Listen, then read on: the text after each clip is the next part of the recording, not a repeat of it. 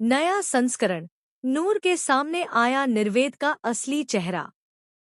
शादी के बाद जब नूर ने अपनी नई जिंदगी की शुरुआत की, तब उसे जरा भी अंदाजा नहीं था कि उसका आने वाला कल किस तूफान से गुजरने वाला है। सब कुछ किसी खूबसूरत सपने जैसा लग रहा था।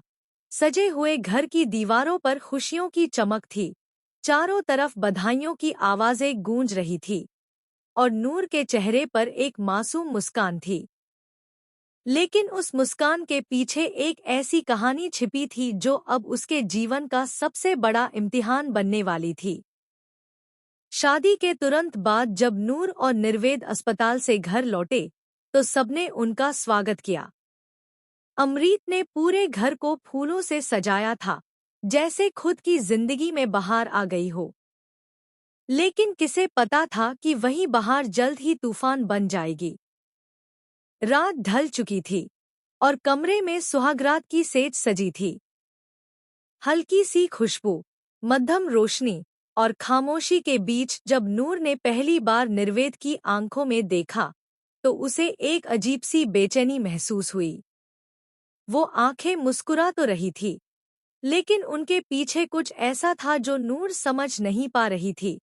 एक रहस्य, एक गहरी सच्चाई। उसी पल घर के किसी कोने में खड़ी अमरीत का दिल जैसे किसी ने तोड़कर बिखेर दिया हो। उसने जिस इंसान को अपनी पूरी दुनिया मान लिया था, वो अब किसी और का पति बन चुका था। उसकी आंखों से आंसू तो नहीं गिरे, लेकिन दिल के अंदर एक आग जल उठी थी। अगले ही दिन नूर की पहली रसोई थी। पूरे घर में रौनक थी, सबके चेहरे पर मुस्कान, लेकिन अमरीत के शब्दों ने उस रौनक को चीर दिया। उसने ठंडे स्वर में कहा, नूर, याद रखना, तुम्हारा इस घर से सिर्फ एक रिश्ता है, बस लड्डू को जन्म देना और उसे मुझे सौंप कर चले जाना।